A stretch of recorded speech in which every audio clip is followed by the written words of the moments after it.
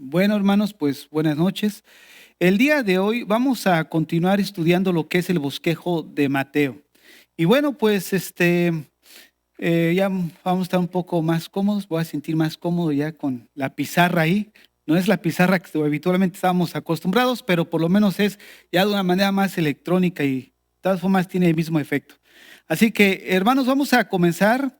Estamos estudiando el bosquejo del Evangelio de Mateo y nos encontramos en la sección que es la cuarta narrativa, que Mateo está de alguna manera comunicando, bueno, cuando escribe su Evangelio. Dentro de esta cuarta narrativa, nosotros hemos llegado al capítulo 20.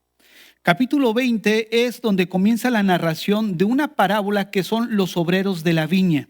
Es una parábola muy conocida, pero una de las cosas que nosotros necesitamos ver, que esta parábola Jesucristo la da como explicación a su última declaración que da: de los primeros serán los postreros y los postreros serán los últimos.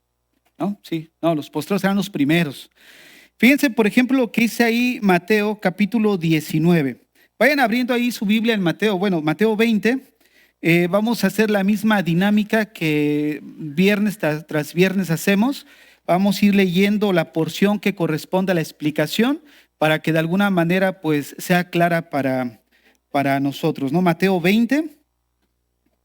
Pero antes de, vamos a estudiar Mateo 20, pero abran su Biblia ahí en Mateo capítulo 19.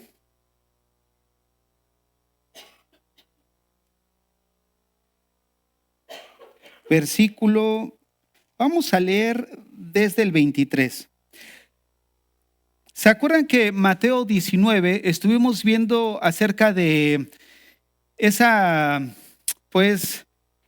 posturas que había acerca del divorcio?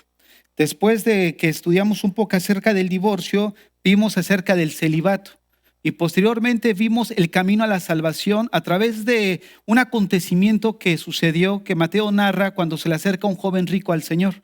Entonces, estábamos viendo esto la última vez y es algo que es importante mencionar porque ahorita lo voy a volver a recordar. Pero vean lo que dice el verso 23. Entonces Jesús dijo a sus discípulos: de cierto os digo que difícilmente entrará un rico en el reino de los cielos. Y otra vez os digo que es más fácil pasar un camello por el ojo de una aguja que entrar un rico en el reino de Dios. Esto se debe a que el Señor les dijo que era difícil, ¿no? Qué difícil es entrar, un rico en el reino de los cielos. Entonces ellos se sorprendieron, ¿no? Porque, bueno, entonces, ¿quién va a entrar? Vean lo que dice el verso 25. Sus discípulos, oyendo esto, se asombraron en gran manera, diciendo: ¿quién pues podrá ser salvo? Y mirándolo Jesús les dijo: para los hombres esto es imposible, mas para Dios todo es posible. Entonces respondió Pedro y le dijo, pongan atención, esto es importante: he aquí, nosotros lo hemos dejado todo y te hemos seguido. ¿Qué pues tendremos? Vean cómo de alguna manera la Biblia nos deja ver cómo la motivación de Pedro en este momento de seguir al Señor no era muy correcta, no estaba bien enfocado. Porque de alguna manera el hecho mismo que Pedro haya sido el apóstol, uno de los apóstoles del Señor, no implica que cada cosa que narra la Biblia de lo que él haya dicho sea correcto. Porque nosotros necesitamos ver que en este momento estaba todavía en proceso de formación. De tal manera que él de alguna forma empezó a seguir al Señor de una manera incorrecta. Y esto es importante porque de acuerdo a esto vamos a ver que el Señor explica y da esta parábola de los obreros de la viña. Ahorita vamos a regresar a este versículo, pero continuamos el verso 28. Jesús les dijo: de cierto os digo que en la regeneración, cuando el Hijo del Hombre se siente en el trono de su gloria, vosotros que me habéis seguido, también os sentaréis sobre 12 tronos, para juzgar a las 12 tribus de Israel. Y cualquiera que haya dejado casas, o hermanos, o hermanas, o padre, o madre, o mujer, o hijos, o tierras por mi nombre, recibirá 100 veces más y heredará la vida eterna. Pero muchos primeros serán postreros y postreros primeros. En respuesta a esta frase que del verso 30, que los primeros serán postreros y los postreros serán primeros, el Señor empieza a explicar esta parábola acerca de los obreros de la viña. Y para empezar a narrarla, quiero recordarles simplemente que nuestra función ahorita en lo que es la escuela bíblica no es dar una explicación tan minuciosa de la parábola ni de versículo por versículo. Lo único que vamos a hacer en esta parábola es de alguna manera que ustedes tengan los principios básicos a lo que se refiere, para que el día de mañana cuando ustedes den una exposición acerca de esta parábola, pues centren bien cuál es su propósito, cuáles son las partes importantes que de alguna manera está estructurada y de ahí ustedes puedan partir. Recordemos que la finalidad de ver el bosquejo no es dar una explicación expositiva como tal, versículo por versículo de todo lo que estamos viendo, sino se trata de que nosotros tengamos cómo está estructurado el Evangelio de Mateo, cómo está estructurado cada una de sus partes, para que cuando nosotros demos una enseñanza de una porción, tengamos los elementos fundamentales y no salirnos del contexto. Entonces, ¿cuál es el contexto de esta parábola? Cuando hablo aquí del escenario, estoy hablando del contexto. ¿Qué giraba en torno a esta parábola? Porque esta parábola no está aislada. Si nosotros vemos en el verso 20, vamos a ver cómo de alguna manera el Señor, cuando termina de hablar esta frase de los primeros serán postreros y postreros primeros, empieza a dar esta parábola para explicar precisamente todo lo que estaba sucediendo con el joven que de alguna manera no renunció a sus riquezas por seguir al Señor, y a la pregunta de Pedro: ¿nosotros qué recibiremos si lo hemos dejado todo? Tengan en mente eso. Ahora bien, ¿cuál es la escena? ¿Cuál es la escena de esta parábola? Bueno, en primer lugar, vemos que en el capítulo 19 vemos a un joven rico. Este joven rico de alguna manera negó abandonar sus posesiones para seguir a Cristo. Lo segundo lugar que vemos es que el Señor les advierte a sus discípulos cuál es el peligro precisamente acerca de poner la esperanza en las riquezas. En tercer lugar, Pedro se jacta de que él y sus amigos lo habían dejado todo. Por ende, le dice al Señor: ¿qué nosotros tendremos? No, pues si hemos dejado todo, ¿qué vamos a tener? En cuarto lugar, vemos que Cristo les advierte. ¿Qué les advierte? Que los primeros, a los ojos de los hombres, muchas veces ellos serán postreros. Cuando llegue el momento del reconocimiento final, y que algunos de los discípulos que pensábamos que iban a ser los postreros, serían los primeros. Fíjense cómo muchas veces nosotros evaluamos de una manera incorrecta, porque evaluamos de acuerdo a lo que vemos con nuestros ojos. Hace, prepara, ¿no? Predica, está activo constantemente, pero vamos a ver que la motivación puede ser mal enfocada. Pedro, ¿qué dijo? Nosotros lo hemos dejado todo. ¿Qué tendremos? O sea, ir con Jesús era correcto, ¿no es cierto? Predicar el evangelio era correcto, porque ya pasamos Mateo 10, donde en Mateo 10 Él envía a sus apóstoles de dos en dos. Ellos estaban haciendo cosas correctas. Sin embargo, la motivación a estas alturas no era la correcta. Y esta parábola va enfocado precisamente a eso, a la motivación. Ahora, es una de las cosas que vamos a ver. En segundo lugar, vamos a ver su significado, algunos puntos primordiales de esta parábola. Para eso vamos a leer la parábola que se encuentra en el verso 1 al 16 de Mateo 19, para que tengamos más o menos un conocimiento de lo que vamos a hablar a continuación. Porque el reino de los cielos es semejante a un hombre, padre de familia, que salió por la mañana a contratar obreros para su viña, y habiendo convenido con los obreros, en un denario al día los envió a su viña. Quiero aquí hacer mención que generalmente la jornada laboral comenzaba a las 6 de la mañana. Entonces, podemos deducir que comenzó a las 6, sobre todo porque en el versículo 3 dice que saliendo cerca de la hora tercera del día, que es las 9 de la mañana, vio a otros que estaban en la plaza desocupados. Y les dijo: y también vosotros a mi viña, y os daré lo que sea justo. Y ellos fueron. Salió otra vez cerca de la hora sexta, las 12 de la tarde, y novena, que es las 3 de la tarde, e hizo lo mismo. Y saliendo cerca de la hora undécima, que es las 5 de la tarde, una hora antes de que terminara la jornada, que terminaba a las 6 de la tarde, entonces comenzaba a las 6 y terminaba a las 6. Es importante mencionar esto porque el Señor hace con precisión en esta parábola los horarios. A las 6 a las 9, a las 12, a las 3 y a las 5.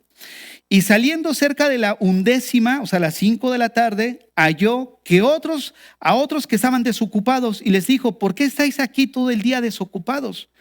Y le dijeron: porque nadie nos ha contratado. Él les dijo: id también vosotros a la viña y recibiréis lo que sea justo. Cuando llegó la noche, el señor de la viña dijo a su mayordomo: llama a los obreros y págales el jornal, comenzando desde los primeros hasta desde los postreros hasta los primeros. Y al venir los que habían ido cerca de la hora 11ª, recibieron cada uno un denario. Quiero aquí hacer mención de algo. Estos jornaleros todavía estaban peor que los siervos y los esclavos, porque los siervos y los esclavos por lo menos tenían un alimento que les daba el dueño o el amo, y tenían un lugar donde reposar. Su familia también tenía cierto alimento, porque el amo de alguna forma cubría sus necesidades. Sin embargo, un jornalero no era así. Un jornalero, él tenía su beneficio de lo que agarrara en el día. De tal forma que cuando vemos nosotros estos jornaleros de las 5 de la tarde, nos muestra básicamente la necesidad imperiosa que ellos tenían de conseguir trabajo. Porque el denario era una moneda de plata que servía solamente para ahora sí, para vivir diariamente. No les sobraba ni tampoco les hacía falta, pero era lo justo del día. Entonces ellos esperaban por lo menos trabajar cierta porción para ir y llevar alimento a su hogar. En estos tiempos de la cosecha de la uva, tenían que hacerlo los dueños muy rápido, porque venían las lluvias.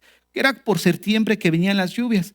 Entonces, si ellos no recogían la cosecha y les venía la lluvia, perdían todo. Entonces, para ellos, así trabaje una persona una sola hora era suficiente. Por eso vemos que la historia que el Señor narra es algo creíble, porque esto correspondía a los acontecimientos que estaban pasando en ese tiempo. Una de las cosas que vemos de las parábolas del Señor es que Él siempre usa acontecimientos vívidos, o sea, prácticos, ¿no? Que eran algo común. De tal manera que esta parábola nos muestra la necesidad que había en el jornalero de tener por lo menos algo para llevar a su casa. Entonces, vamos al verso 10. Al venir también los primeros, pensaron que habían de recibir más, pero también ellos recibieron cada uno un denario. Y al recibirlo, murmuraban contra el padre de familia, diciendo: estos postreros han trabajado una sola hora, y nos has hecho iguales a nosotros, y los has hecho iguales a nosotros, que hemos soportado cargas y el calor del día. Voy a hacer una pausa ahí, porque quiero que veamos que el significado de esta parábola tiene que ver con el reino de los cielos. El verso 1 menciona: porque el reino de los cielos es semejante a un hombre padre de familia que salió por la mañana a contratar obreros a su viña.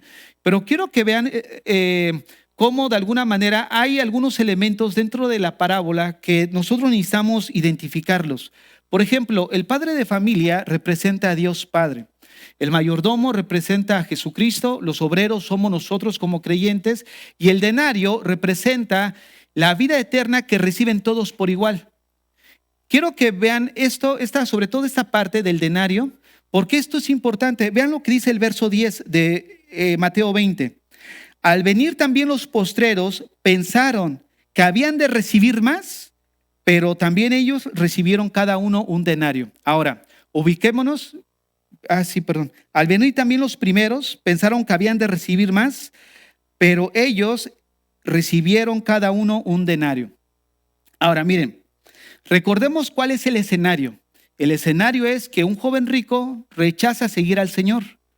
Y viene Pedro y dice: oye, Señor, nosotros lo hemos dejado todo. Fíjense, Pedro pensaba que era meritorio de tener más. ¿Por qué? Porque ellos habían de alguna manera, estaban sufriendo, estaban siguiendo al Señor. De alguna manera él llegó a pensar que pues iba a recibir más.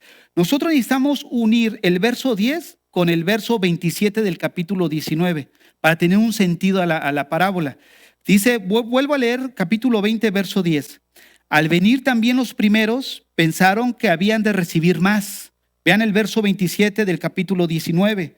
Entonces respondiendo Pedro le dijo: he aquí, nosotros lo hemos dejado todo y te hemos seguido. ¿Qué pues tendremos? Miren, una persona que se convierte a la edad de 8 años y llega a perder su vida a la edad de 40 años, esperaría probablemente recibir más que aquel que murió y recibió al Señor justo antes de su muerte. Por ejemplo, nosotros recibimos al Señor 5, ya tenemos 5, 10 años que hemos caminado, hemos experimentado más acerca de la comunión con el Señor. Y si comparamos eso con el ladrón en la cruz, fíjate, lo que está mostrando aquí el Señor es que cada uno de nosotros, no importa el camino que hayamos recorrido aquí en la tierra, vamos a recibir lo mismo. ¿Por qué? Porque la salvación cada uno va a recibir el mismo grado de salvación. Esto nos lleva a pensar que muchos dentro de la iglesia llegan a pensar que la antigüedad dentro de la iglesia tiene grados. Como yo soy más antiguo, yo necesito cierto grado, yo necesito cierto privilegio, yo necesito cierto servicio. Sin embargo, esta parábola nos muestra que en el momento de la muerte, ya hayas tenido 10 años con el Señor o hayas tenido 1 año con el Señor, de alguna manera somos beneficiarios del mismo grado de salvación. Somos los beneficiarios de lo mismo, la misma salvación la vamos a tener cada uno de nosotros por igual. Entonces, algo que nos muestra esta parábola es precisamente que en el momento de la salvación, Dios no hace comparación, porque de hecho cada uno recibió un denario. Ahora, esto no está hablando de recompensas, porque de alguna forma sería algo injusto. Estamos hablando de que el denario representa en un momento dado la salvación eterna, en que una persona que recibió al Señor a los 5 años, como hace rato decía, y aquella persona que recibió al Señor y creyó en el Señor como el ladrón en la cruz, son beneficiarios de la misma salvación. Ahora, aquí en esta parábola hay 2 principios que la rigen.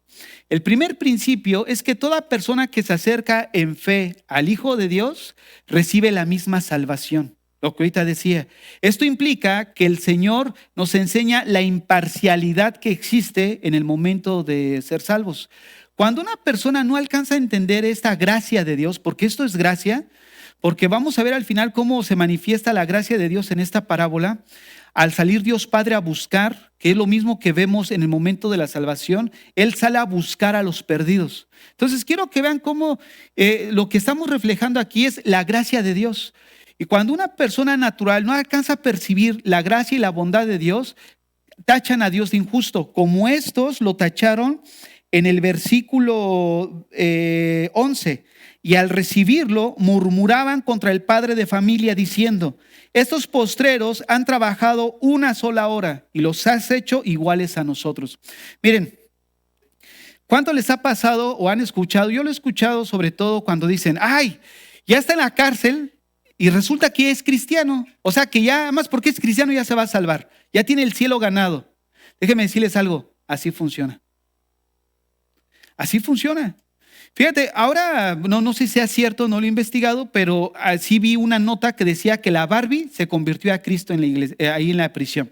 ¿Quién es la Barbie? La Barbie es un narcotraficante muy famoso ahí en en México y que de alguna manera llegó a la prisión, ¿no? Está preso y ahora resulta que es cristiano. El Mocha Orejas resulta que se convirtió también.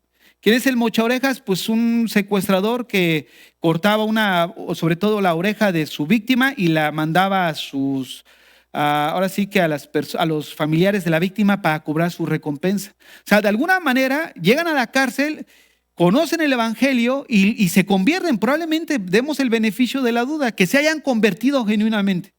Pues los que están afuera dicen: y todos esos años que se la pasó robando, asesinando y eso, y nada más porque se arrepintió ya tiene el cielo ganado. Bueno, esta parábola, cuando habla de la salvación, nos dice que va a recibir la misma salvación que el apóstol Pedro. Así se las pongo. El mismo grado de salvación que el apóstol Pablo, a pesar de que no sufrieron por Cristo, a pesar de que no padecieron por Cristo. Y es esto lo que precisamente nos muestra. Cuando el joven rico rechazó al Señor, Pablo dijo: no, hombre, entonces nosotros Tenemos el cielo ganado. Es que la parábola nos muestra que los beneficios que vamos a recibir de la salvación es por gracia, no es por cosa meritoria, no es por lo que tú hayas hecho. Cuando nosotros no entendemos eso, entonces empezamos a caminar con una motivación equivocada. Yo te he servido de esta manera, ¿qué voy a tener yo? Pues de gracias te salvé, hijo. Pero si fuera por algo, pues tú no merecerías nada.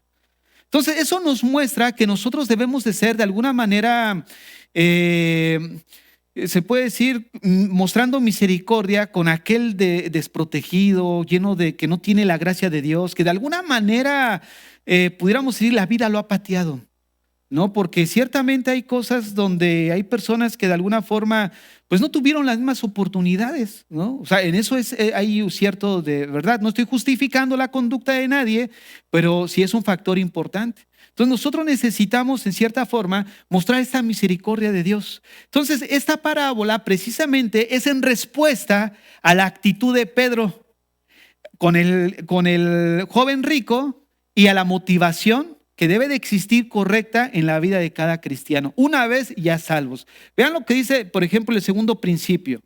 El trabajo correcto hecho con la motivación incorrecta de alguna forma deshonra a Dios y nos roba la bendición. ¿Por qué? Porque muchos pudiéramos estar haciendo, ¿no?, constantemente cosas en la iglesia. Yo pudiera decir, yo pudiera jactarme, yo casi predico todos los días o enseño todos los días. Bueno, la situación es de que, ¿cuál es la motivación de mi corazón? ¿Cuál es la motivación tuya al estar sirviendo en la iglesia? Mira, una de las formas en las que pudiéramos evaluar nuestro corazón es, ¿qué pasa cuando no sirves?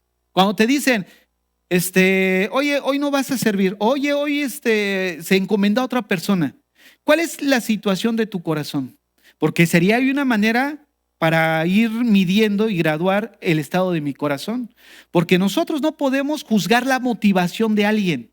Solamente Dios juzga las motivaciones, pero sí podemos juzgar la motivación de nuestro corazón, que es ahí donde debemos de enfocarnos. Yo no puedo decir, ay, mira, aquel está sirviendo, ay, mira, aquel, sí, quiere que lo vean nada más. Bueno, ten cuidado porque estás poniendo en una posición que solamente Dios puede juzgar, pero realmente cada uno de nosotros debe de evaluar el estado y la motivación de nuestro corazón. Pedro, de alguna manera, su manera de hablar con el Señor nos deja ver que todavía no había entendido bien cuál debería ser la motivación, ¿no?, del corazón. Entonces podemos ver que muchos de los cristianos que pudiéramos admirar en la actualidad, esos predicadores, esos hermanos en la iglesia que de alguna manera admiramos, pudiera ser que de alguna forma lleguen a ser los postreros. Ahora, ¿por qué los postreros? Debido a la motivación incorrecta de su corazón. Por eso cuando nosotros estamos en la iglesia debemos de evaluar, no al otro hermano, evaluar nuestro corazón respecto a los motivos. A eso me estoy refiriendo, respecto a los motivos. Nosotros no podemos saber cuál es realmente la motivación del hermano, pero sí el Señor nos manda a evaluar nuestra motivación de nuestro corazón. Entonces, una de las cosas que vemos cuando estudiamos esta parábola, recordar esos dos principios. Ahora, esta misma parábola nos muestra los beneficios, y no solo los beneficios, sino cómo se proyecta la gracia de Dios hacia nosotros como la humanidad. Fíjense, vamos a ver 4 beneficios en general que vemos aquí, o ejemplos que vemos en la parábola de la viña acerca de la gracia de Dios. La parábola dice que el padre de familia sale a buscar. Eso nos muestra cómo de una manera soberana Dios inicia y logra la salvación. ¿Qué implica esto? Que la salvación se inicia en Dios cuando Él sale a buscarnos. Dice primera de Juan, no es que nosotros lo hayamos amado, sino que Él primero nos amó a nosotros. O sea, la iniciativa siempre viene de parte de Dios. Y eso es algo de lo que nosotros necesitamos considerar dentro del Evangelio. La iniciativa siempre viene de Dios, como el dueño de la viña sale a buscar a sus trabajadores. ¿No? De esa misma manera Dios busca y salva porque Él tiene la iniciativa y tiene el poder para cambiar. En segundo lugar, vemos que Dios es quien establece las condiciones de la salvación. Fíjense, los obreros llegaron a distintas horas. ¿Qué fue lo que dijo el primero? cuando empezaron a pagar desde los postreros, él dijo, bueno, si este que llegó a las 5 trabajó nada más 1 hora, le dio un denario, yo he trabajado desde las 6, todo el día, me aventé toda la jornada trabajando, voy a recibir más. Y el Señor, ¿qué le dice? Le da un solo denario. ¿Qué nos muestra? Que muchos dentro de la iglesia cristiana, dentro de esta carrera de la fe, pues corren 10, 15 años. Otros corren nada más 1 año, pero al final van a ser beneficiarios de la misma salvación. Ahora, cuando hablamos de la salvación, no quiero solamente que se enfoquen respecto a, ya soy libre de la condenación eterna, pues al final todos vamos a ser salvos. No, hay una herencia para nosotros, que dice Pedro, algo que vamos a ser beneficiados todos como creyentes. Ahora bien, los obreros llegaron a distintas horas. Eso implica que trabajaron diferentes horas, pero no recibieron pago diferente. Esto implica que la salvación no es por mérito humano, sino por la propia gracia de Dios. O sea, al final uno puede decir, bueno, yo he trabajado más, me espera una salvación más grande. Pero esto no estoy hablando acerca de recompensas, estoy hablando de salvación como tal. Las recompensas es otro asunto que va a ser medido precisamente por la motivación de nuestro corazón. Entonces, vamos a ver el siguiente punto. Dios, hermanos, continúa llamando a su reino. Fíjense, este jefe de familia salió a las 6, a las 9, a las 12, a las 3, a las 5, o sea, buscando, tiene la iniciativa. Y de esa misma manera, el Señor sigue yendo todos los días, a cada hora, a la plaza del mercado del mundo. ¿Para qué? Para llamar a los hombres a Él mismo. Y es algo que dice incluso Juan 6:37. Ahí en el cuarto punto que vamos a ver, Dios redime a todo aquel que está dispuesto. Entonces vean cómo esta parábola de los obreros de la viña nos muestra la misericordia y la gracia de Dios, derramada sobre una humanidad que se encuentra perdida. Entonces es algo que nosotros necesitamos de alguna forma considerar, ¿no? Cómo dentro de cada pasaje de las Escrituras se nos manifiesta la gracia y la bondad de Dios. Ahora, cuando nosotros pasamos ahí a Mateo capítulo 20, en el verso 17, una vez que ya termina de hablar acerca de la parábola, Jesús hace mención otra vez o anuncia por tercera vez su muerte.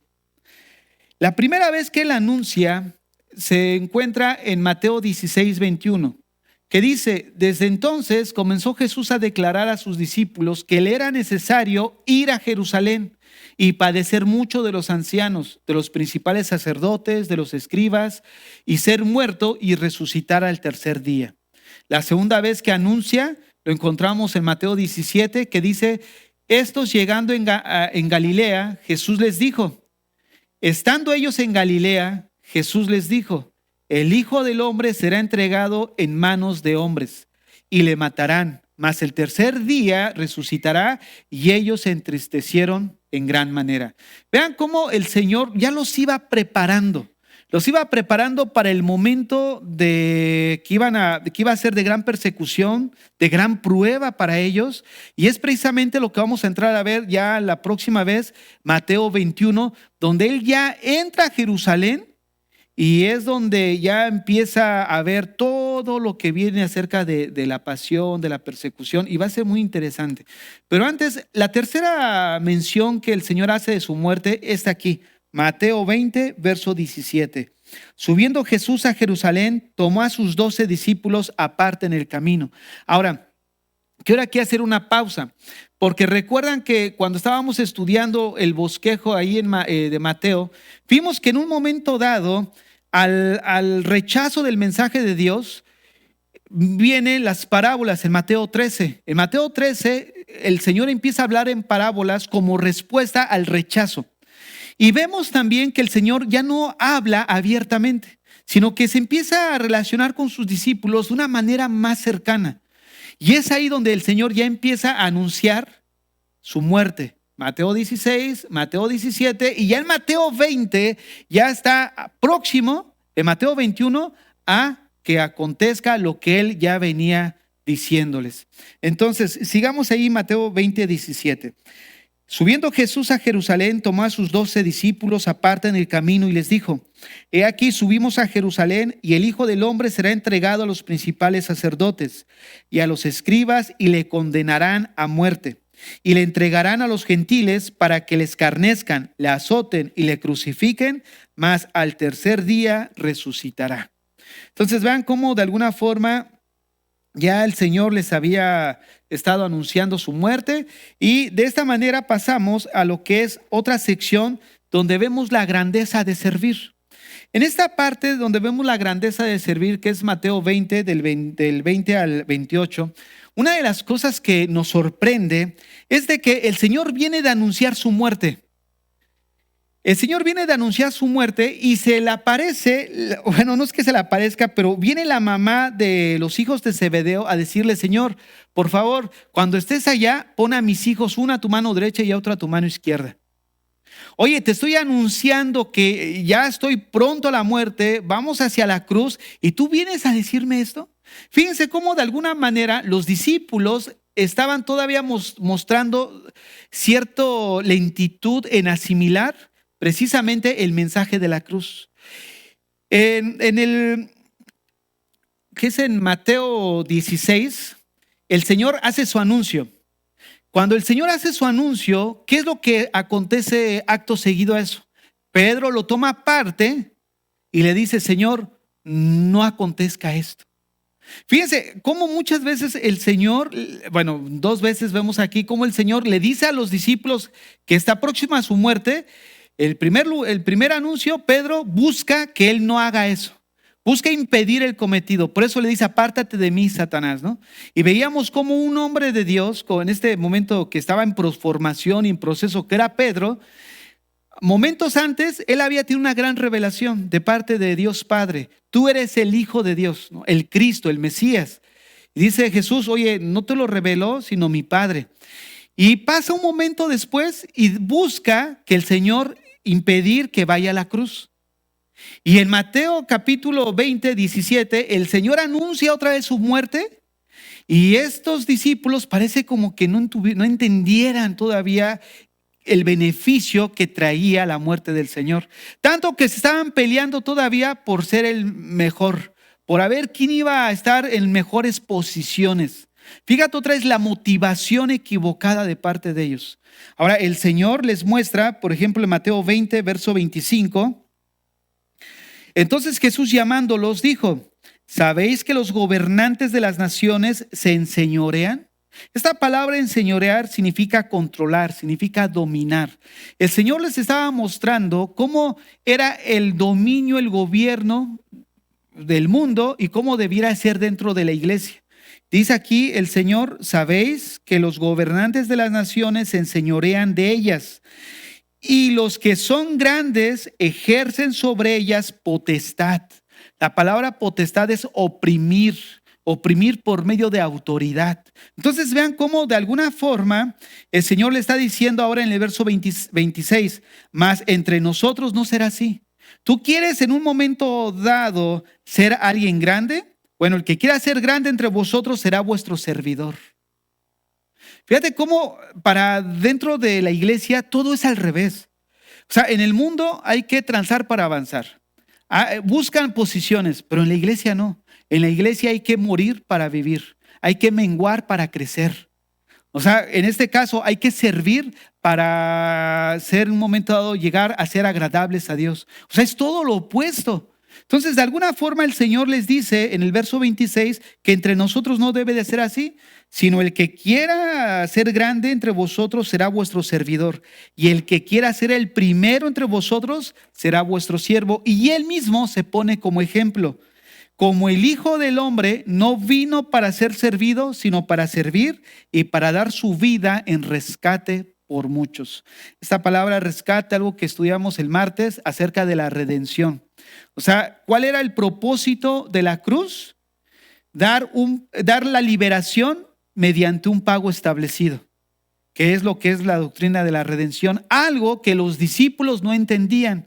¿Por qué no lo entendían? Porque el Señor le estaba hablando precisamente del rescate que iba a hacer, del precio que iba a pagar para la liberación de ellos, y ellos seguían peleándose. Y esto puede darse también mismo dentro de nosotros o se da dentro de las iglesias. Fíjense, no sé cuántos han escuchado el término fuego amigo, ¿no? Un término en esto de guerras cuando de repente están los aliados de los países y van a bombardear al enemigo, pero al bombardear, muchas de esas bombas también perjudican a esos aliados, ¿no? Un fuego amigo. Y cuando tú miras las redes sociales, ahí están tirándose unos a otros y siendo cristianos, ¿no? Y no, que fulanito y fulanita y aquello. O sea, hablando de cristianos, ¿no? Pero peleándose entre ellos por doctrinas que son secundarias, ni siquiera son primarias y tachándose de herejes. O sea, es algo que se mira, ¿no? O sea, estamos viendo cómo el mundo se pierde, pero la lucha entre la iglesia pues está a todo lo que da. Entonces, una de las cosas que vemos que ellos de igual manera, ¿no? El Señor viene a redimir a toda la humanidad y ellos discutiendo de quién va a ser el mayor, quién va a tener las mejores posiciones.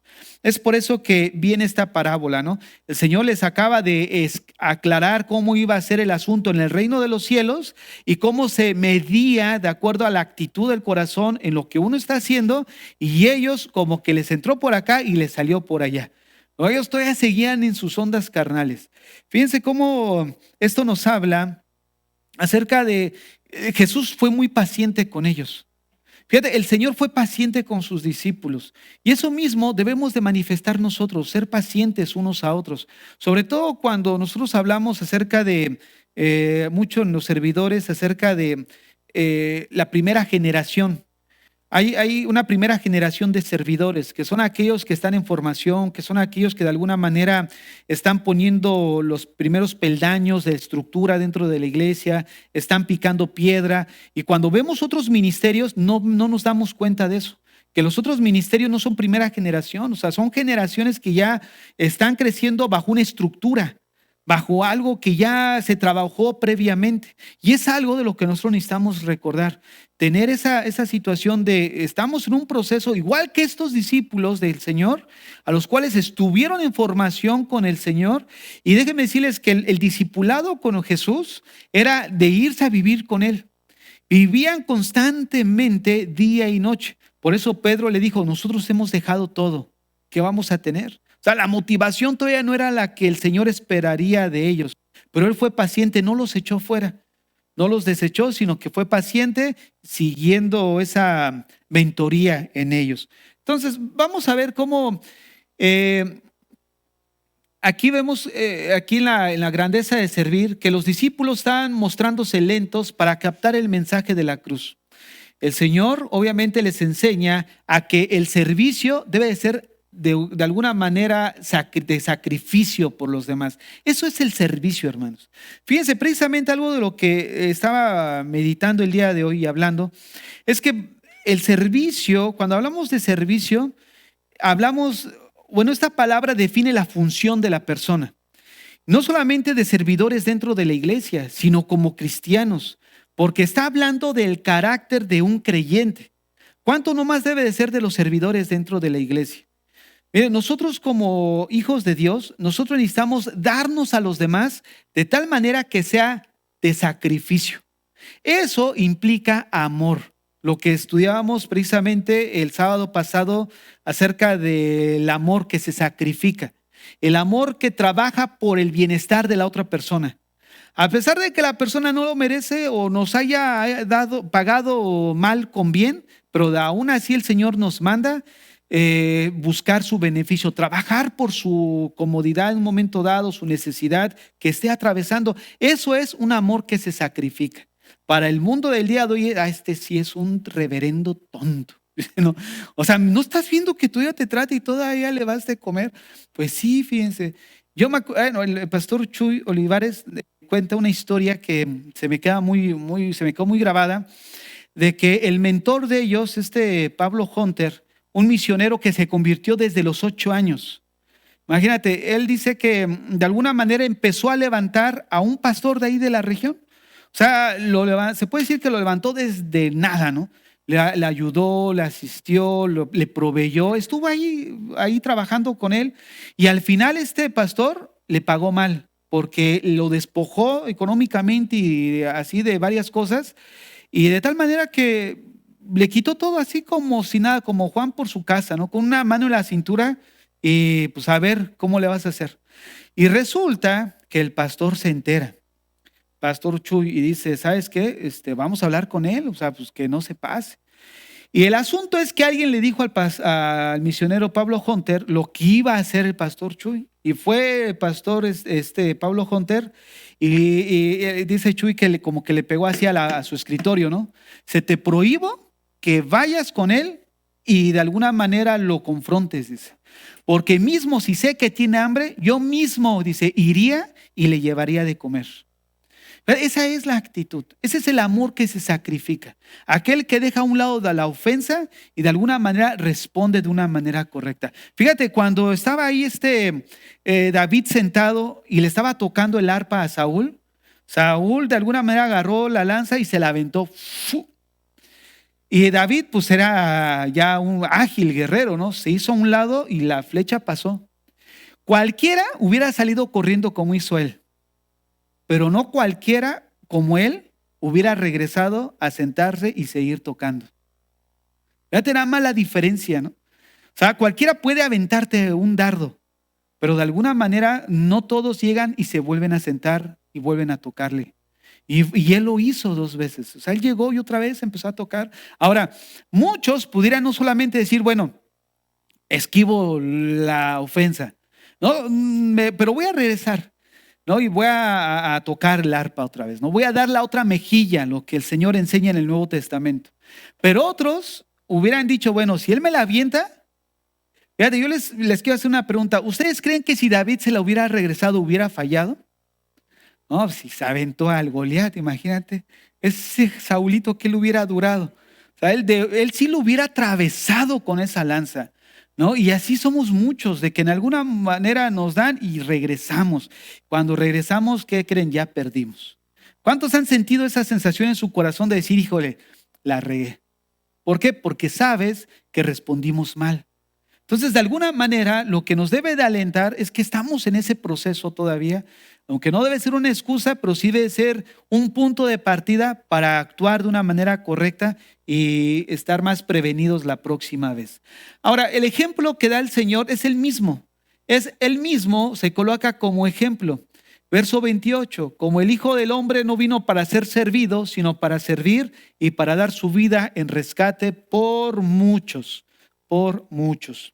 Ahora, encontramos otra sección que es la de los 2 ciegos, que se encuentra en Mateo 20, verso 29. Vamos a leer, dice, al salir ellos de Jericó, les seguía una gran multitud y 2 ciegos que estaban sentados junto al camino, cuando oyeron que Jesús pasaba, clamaron diciendo, Señor, Hijo de David, ten misericordia de nosotros. Ahora, hay otro evangelio que menciona este mismo acontecimiento y menciona que era un ciego llamado Bartimeo, gracias hermano, Bartimeo. Entonces hay muchos que dicen, no, ya ves, la Biblia se contradice y todo esto. Bueno, esto es lo mismo que estudiamos con los 2 gadarenos. El asunto es de que Mateo fue un testigo ocular. Marcos no es testigo ocular. De alguna manera, lo más seguro es que Bartimeo era uno de los más conocidos de los 2.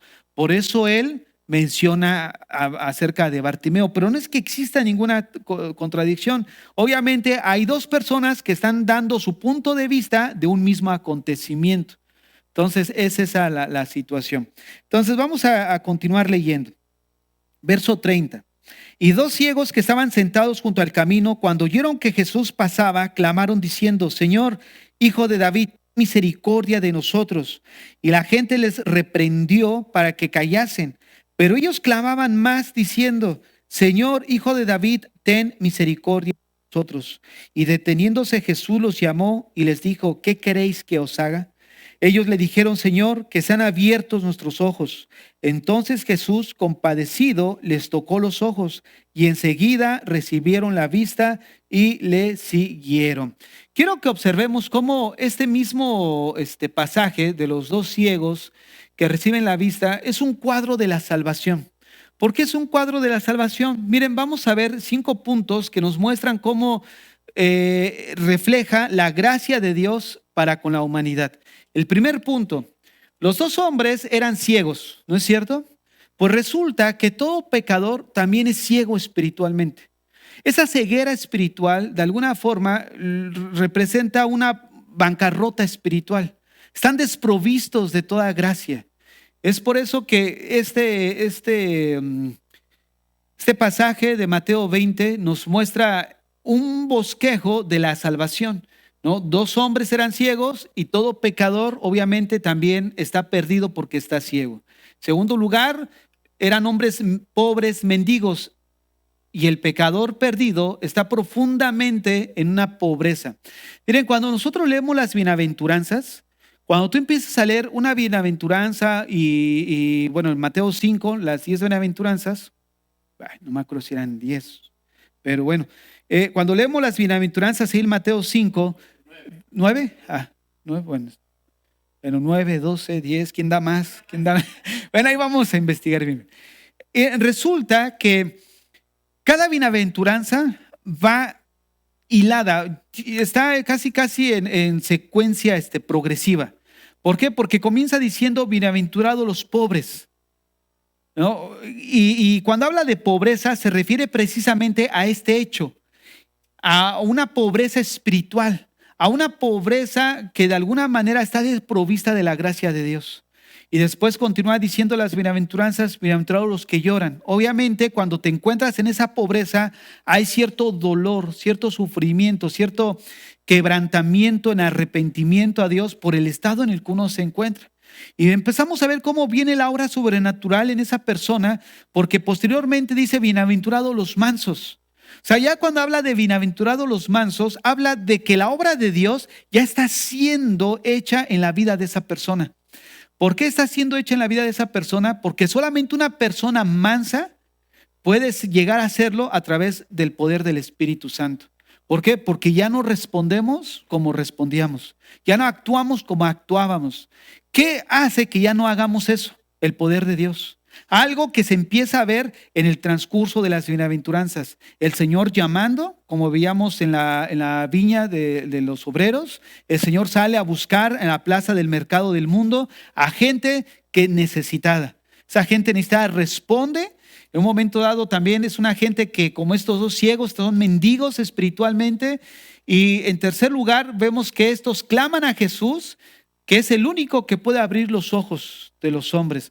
¿Se acuerdan cuando ahorita mencionaba de Pedro, ¿no? Que el Señor dice, ¿y ustedes qué piensan que es que soy yo? ¿No? Y ellos dijeron, bueno, tú eres el Hijo de Dios, ¿no? El Mesías. Entonces, bienaventurado Pedro, porque no te lo reveló hombre, sino mi Padre que está en los cielos. Y es eso, el único que puede quitar la venda de nuestros ojos es el Señor, ¿no? Y esto lo podemos ver muy claramente. ¿Cuántas religiones de alguna manera no son ignorantes de las cosas del Hijo de Dios? No ignoran en un momento dado lo que la Biblia dice, pero ¿por qué no pueden ver como nosotros vemos? En un momento dado las Escrituras. No sé si les ha pasado donde dices, híjole, es que yo no entiendo. O sea, está bien claro, ¿por qué no lo ves? ¿Por qué no lo puedes entender? ¿No? Y hasta te enojas tú mismo. Es que no entiendo. Mi hermano, ¿no? Hablando de hermano en la carne que le estás compartiendo, dice, no lo puede ver si está clarito, ¿no? Y es porque necesita la revelación de Dios. Vemos cómo es la obra sobrenatural de Dios. Entonces es algo de lo que vemos aquí con los ciegos. Es el Señor el único que puede abrir los ojos de los hombres. En cuarto lugar, el Señor muestra misericordia. Porque estos ciegos, lo único que recibieron fue la misericordia de Dios. Ellos no hicieron nada para recibir su salud. O sea, los ruegos que ellos hicieron, las peticiones, su clamor de ellos, no fue lo que llevó a que el Señor los sanara. Fue la misericordia de Dios. O sea, no es el cuánto hayas orado, cuánto hayas leído, cuánto te hayas flagelado, cuánto hayas ayunado, el respuesta a la salvación que el Señor dio a nuestras vidas, sino la salvación fue un acto de la gracia de Dios. Porque si nosotros decimos que fue por causa de esto, se convierte en una obra.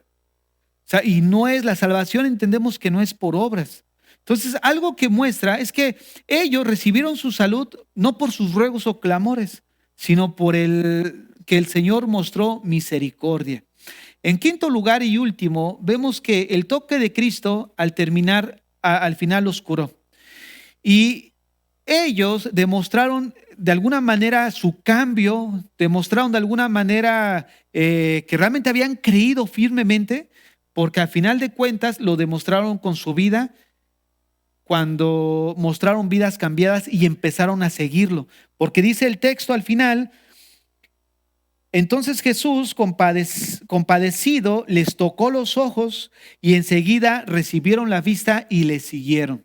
Cuando vemos nosotros en Juan 4 el caso de la mujer samaritana, vemos que el Señor ya empieza a obrar con ella, empieza a tratar cosas del Evangelio. ¿Y ella qué hace? Ella va y corre hacia adentro de la ciudad a hablarles de Cristo. ¿Qué sucedió con el Gadareno? O también con otro, sí creo que era el Gadareno, que de repente dice que estaba sentado en su cabal juicio y le dice: oye, déjame, voy contigo, te acompaño. Y él dice: no, ve y cuéntale a los tuyos lo que Dios ha hecho contigo. Entonces vean, el testimonio de nosotros debe de ser reflejado ¿a quién? A los necesitados, ¿no? A los necesitados. De alguna forma, estos dos ciegos demostraron que realmente sus vidas habían sido cambiadas porque comenzaron a seguir al Señor. Y esta es una evidencia de un verdadero cambio, una verdadera transformación. Cuando nosotros de una manera empezamos a seguir al Señor en respuesta a lo que Él ha hecho en nuestras vidas. Entonces, hasta aquí vamos a parar el día de hoy. Nos despedimos de los hermanos que están en Facebook. Y la próxima semana vamos a comenzar con Mateo 21 para ir viendo ya la entrada triunfal hacia Jerusalén. Bueno, nuestra hermana Melissa trajo los cuadros. No sé si alguien los quiera. Pues, bueno, reparte.